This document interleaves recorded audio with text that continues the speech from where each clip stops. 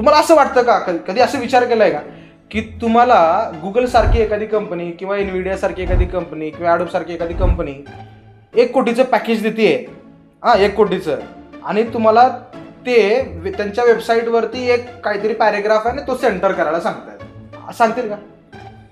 जे काम जेमिनाय एका क्लिकवरती सगळं करणार आहे, अख्खी मला वेबसाईट 80% वर्क मला तो जेमिनाय ChatGPT करून देते, तर तुम्हाला कंपनी 1 कोटीचं पॅकेज काय देईल हा विचार करायला पाहिजे की नाही आपण? ते 1 कोटीचं पॅकेज जे दडलंय ना, ते दडलंय C मध्ये, ते दडलंय ऑपरेटिंग सिस्टीममध्ये, ते आहे कंपायलर कन्स्ट्रक्शनमध्ये, ते आहे C++ मध्ये, ते फुल स्टॅकमध्ये नाही आहे. तुम्ही जे सब्जेक्ट थिअरी म्हणून घेताय, सॉफ्टवेअर प्रोजेक्ट मॅनेजमेंट किंवा सिस्टम आर्किटेक्चर, कम्प्युटर आर्किटेक्चर, याच्यामध्ये ते पॅकेज आहे.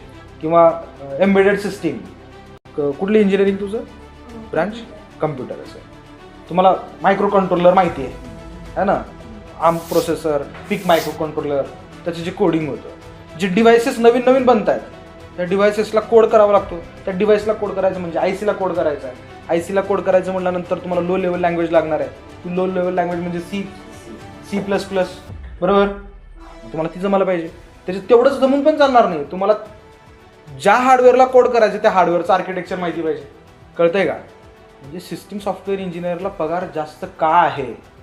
कारण त्याला फक्त प्रोग्रामिंग लॉजिकच माहिती असं भाग नाही, त्याला त्या हार्डवेअरचं आर्किटेक्चर पण माहिती आहे, त्याला त्या हार्डवेअरला कोड पण, म्हणजे हार्डवेअरकडनं कामं करून घेता येतं. बरोबर आहे की नाही? जास्त पैसे पण मिळतात जर तुम्ही निर्जीव वस्तूकडनं काम करून घेताय. ते स्किल आहे की नाही? मग त्याच्यासाठी आपल्याला त्या थिअरॉटिकल सब्जेक्टमध्ये, थिअरॉटिकल म्हणजे ॲक्च्युअल थिअरॉटिकल नाही, मॅथमॅटिकल आहे, ऑपरेटिंग सिस्टीम मॅथमॅटिकल आहे, कन्सेप्च्युअल आहे, त्याचं वर्किंग ते आपल्याला समजलं पाहिजे. आपण पाठ करून जातो, आपण फक्त जेवढं काही एक्झामला प्रॉब्लेम नाही तेवढं समजून घेऊन जातो, आहे की नाही? पण तसं नाही करायला पाहिजे.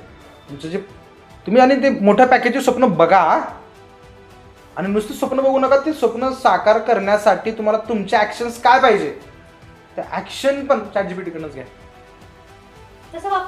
वापर करा ना तुम्ही. ChatGPTचा वापर फक्त साडी घालून फोटो कसा दिसतो हे बघण्यापेक्षा आहे की नाही?